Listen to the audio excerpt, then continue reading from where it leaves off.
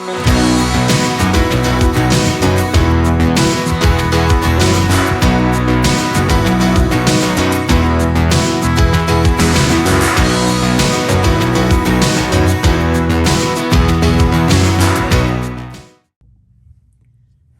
y'all, welcome back.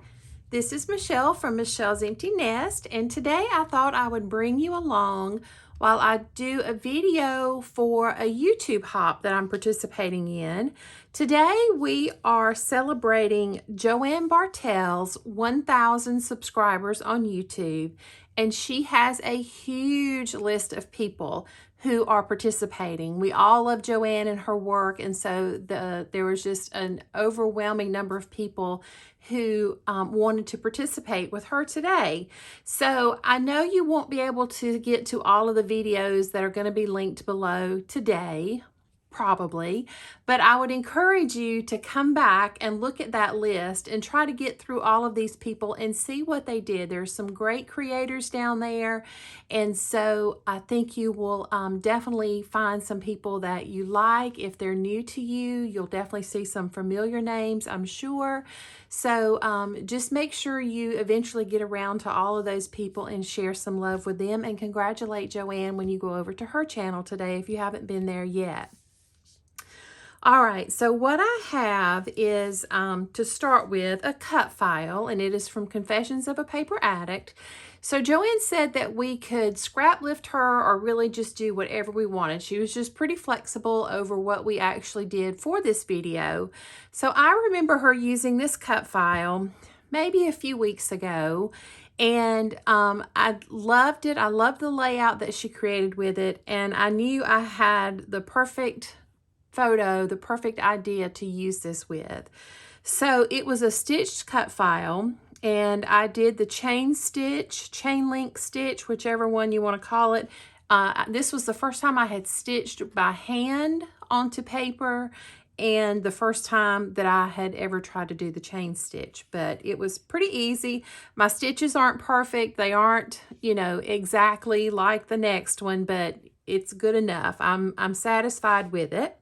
And I just used two different types of DMC thread. It's 602 and 605. And I used all 6 strands of the thread in my needle at one time just to get a nice thick look. Then I have this photo of me holding Piper's hand. And if you're new to my channel, Piper was our 12-year-old Great Dane that we lost a few weeks ago now. We had to help her on over the Rainbow Bridge. She had reached that point in her life where she just had no more to give to us. So we made that decision for her, and this was the last picture I took of her, or my husband took of us, and I was just kind of cradling her hand while we waited for the vet to come in one last time. So very special photo for me.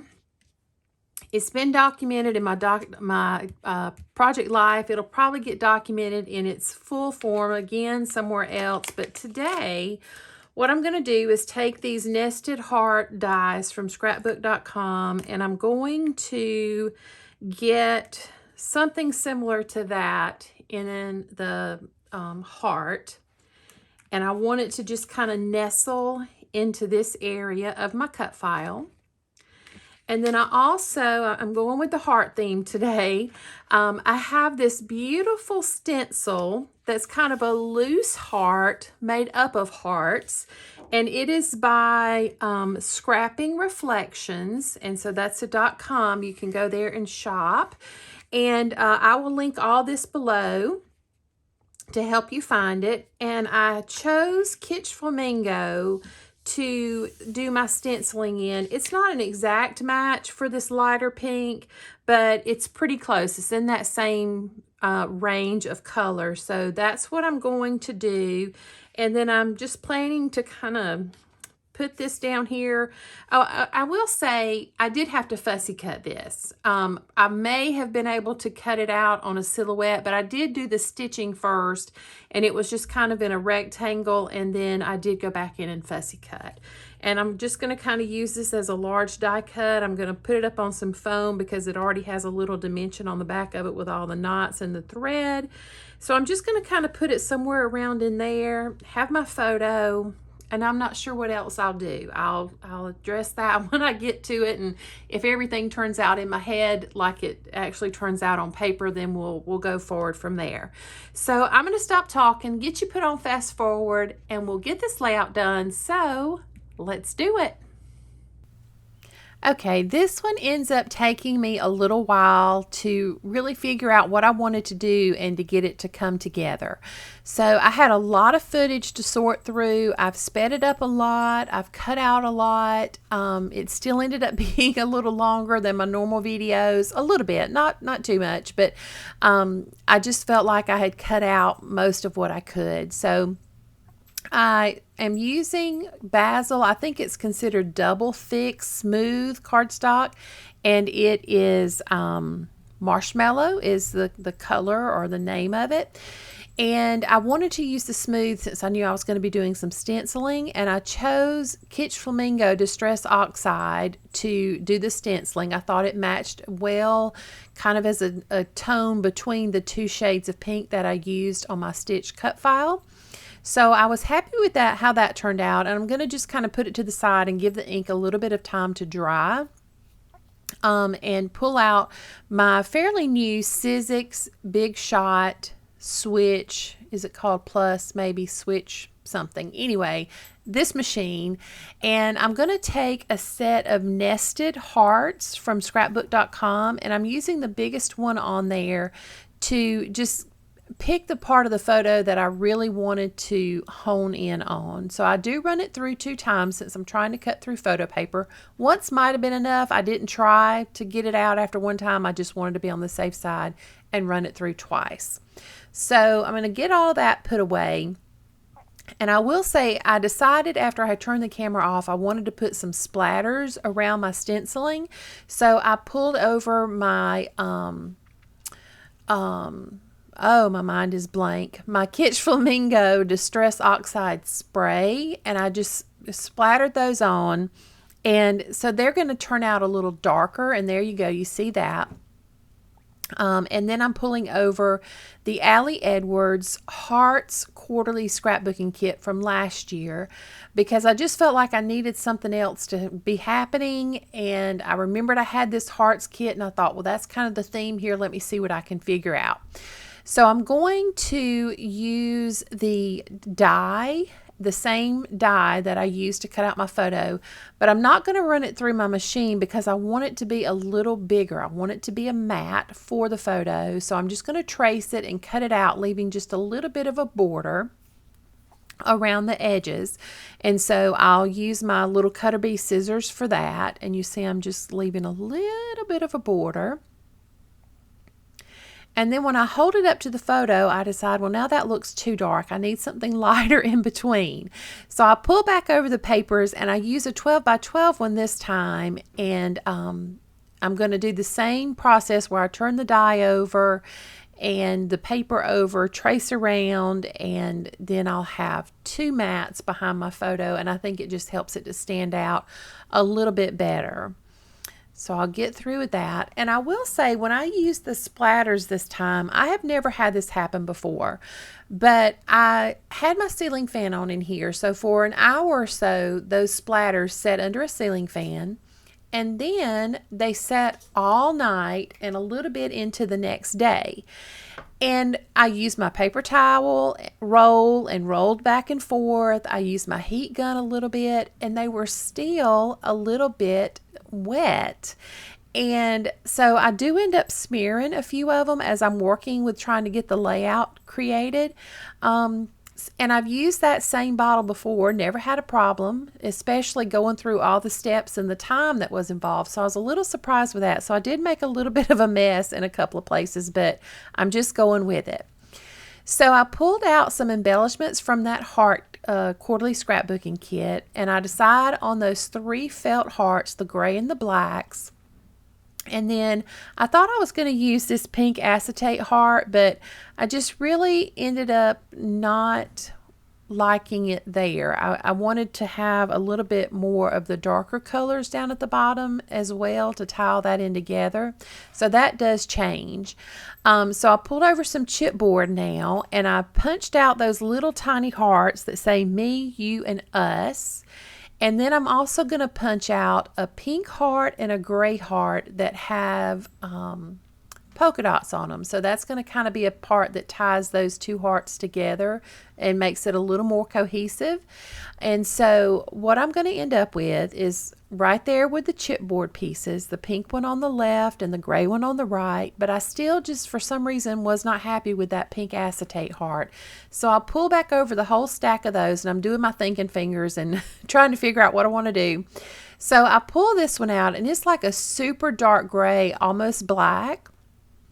And I liked that one better. So it still was giving me that other texture of the acetate. So I've got chipboard, I've got felt, I've got acetate, I've got stenciling, I've got splatters and stitching. And so I felt like I had a really good variety of textures and finishes. So I start off by putting down this piece, a chipboard piece that says memories, and I wanted to start there because I was trying to cover up a little splotch. So I wanted that to be definitely in that place. And then I put the heart that says us on top of the chipboard, so it's a double layer of chipboard there. And I thought this heart had a finish on it as well, but evidently it didn't, or I had already taken it off because nothing was coming off of there. And I use my tiny attachment just to staple it right in place. And then I use my favorite scrapbook adhesives by 3L to pop up this cut file on the foam squares. And I do typically put a little dot of liquid glue if I'm thinking I might need just a second or 2 extra to wiggle something into place. And for that, I use Barely Art's Precision Glue. So I'm just putting the chipboard straight down. Even though they're going over thread, over stitching, I didn't really worry about putting any kind of foam squares or anything there. I think they're going to be okay. And then I'm popping up I don't know, maybe the top 2/3 of my photo just to give it a little bit more separation and dimension over these mats that I've created. And I'll kind of nestle it in there. So part of it is over, part of it is under, but you can still see my hand holding Piper's hand, and that's really what I wanted here. And when I come back at the end, I'll go ahead and say when I listened to it before I started the voiceover, I do sound a bit somber, and I was, and I didn't realize it had come across in my voice quite that much, but I was just kind of thinking about Piper and reminiscing and thinking about missing her the whole time I was working on this spread over those 2 days, parts of 2 different days, and it did kind of leave me in a somber mood. So you'll notice that probably in my voice at the end. So just be understanding of that, I guess. So I cut out a lot of me fighting with this red line tape because y'all, I struggle with it so much every time I use it, especially with felt pieces. And I use it a lot on the felt pieces because I feel like it gives it a good hold. But I have the hardest time getting that release paper off, and then the release paper has static cling and it sticks to me. It's just a whole ordeal. So now I'm going to pull over my thickers. This is like half of my collection of thickers. It has some colors with black and white in it. And I'm looking for a font that is going to take up most of the space below that memories piece, but the first one was going to be too tall for what I wanted. So I found this set. It only had 1 P, but when I turned it upside down, the D's were okay to work as a P. So that's what I did. It kind of looks like capital P's instead of lowercase maybe, but I'm going with it. I didn't mind it. So I'm just going to have Piper be my title. And again, I wanted that black just to give another pop of black and kind of ground that bottom part of the layer. Or the layout. My goodness, I'm struggling to find the right words today. Then I pull out my Dymo label maker, and I'm just going to use my black label tape, and I'm punching out Piper's birth and death date. So she was born on April 23rd of 2010, and she passed away on May the 5th of 2022. So that's the date range on there. And I'll get that in place and then use my tiny attacher in the middle of it to just, number one, help secure it, but then it also kind of acts as a date separator a little bit.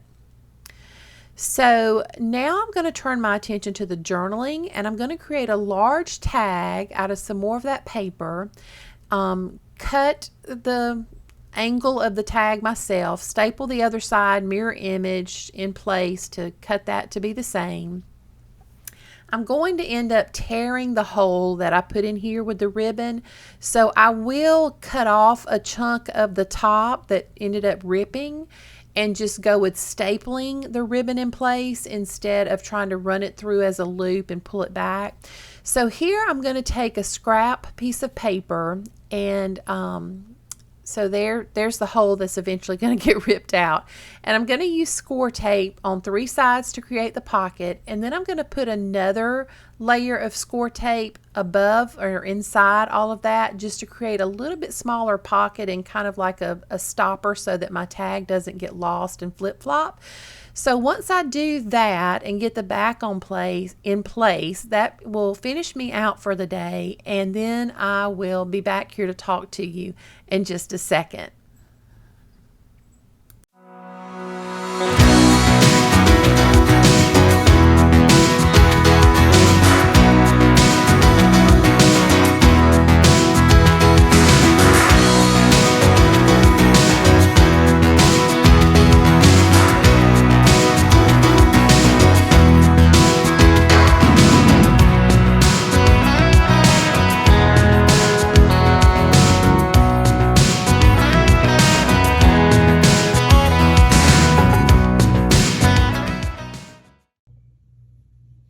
Okay, I think I'm going to call this one done right here. I love how it turned out. I wanted it to be fairly simple so that the photo really is what is important here, because that is definitely what I want to be important. I also love that I was able to pull in that quarterly scrapbooking kit from Allie Edwards, the Hearts kit, because I've had that in my stash for like a year or more now. I think that was the first one that came out in 2021, so it came out like in January or February, and I haven't used much of it. I've used a couple of pieces, but this allowed me to use a few more pieces here and there, as well as some papers.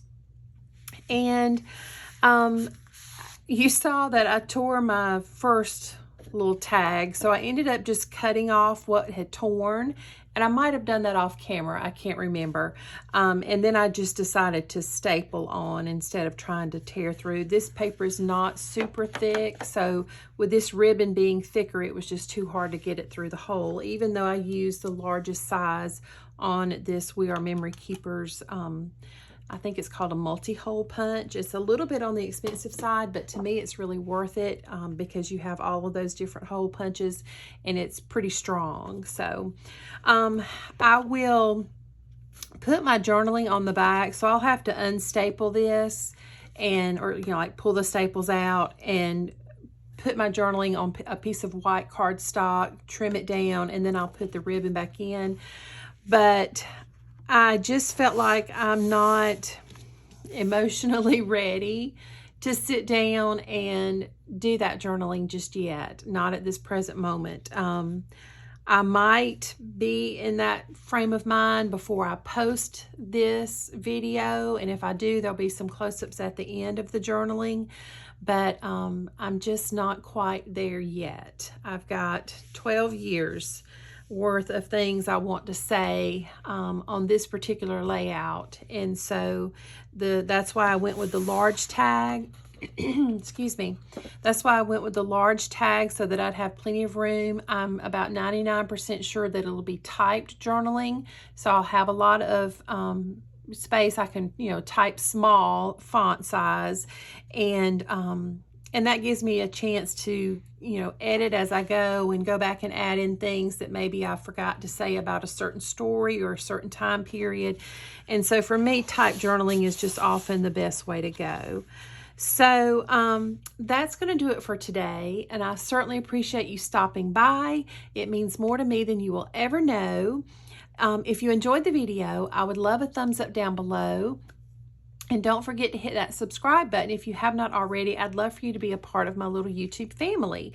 There'll be close-ups at the end with or without journaling, as well as over on Instagram. And I'd love for you to follow me over there as well. Be sure to check out Joanne and all of the people participating in the hop today. As I said earlier, I know you can't get through 40 something, almost 50 videos in one day, probably. But more power to you if you can. But definitely make a point to come back and check those out, because I know there are going to be some awesome videos there. So until I see you in the next video, take care of yourself, do something good for yourself, and I'll see you soon. Bye-bye.